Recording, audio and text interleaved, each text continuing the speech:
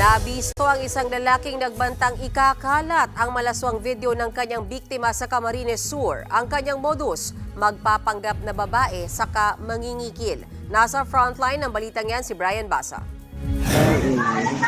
Hindi na nakawala ang lalaking yan nang hulihin ng mga pulis sa harap ng isang tindahan sa Naga City, Camarines Sur.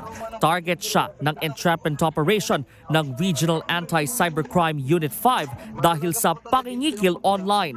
Siya si alias Gibo, 25 years old. Nitong Oktubre, nakilala niya sa social media ang biktimang lalaking 51 years old. Gumawa si Gibo ng peking account na may profile picture ng isang babae. Yung tono ng mga messages nitong suspect sa victim ay very sweet and talagang pinapaniwala niya na babae siya. Naka-video call niya ang biktima at inutusang gumawa ng kalaswaan. Para hindi mahalata, hindi nagpapakita sa camera ang suspect. Pero lingid sa kaalaman ng biktima, palihim siyang kinukunan ng video. Kalaunan, humingi ng pera ang suspect.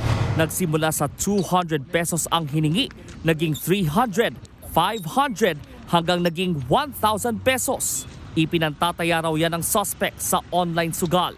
Nang hindi na makapagbigay ang biktima, nagbanta na ang suspect na ipakakalat ang kanyang mga malalaswang video.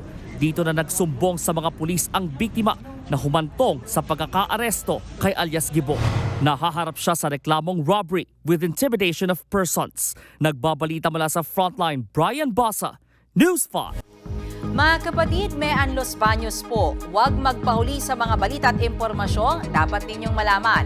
Para sa mas malawak na balitaan at diskusyon, mag-follow at mag-subscribe sa social media pages ng News 5.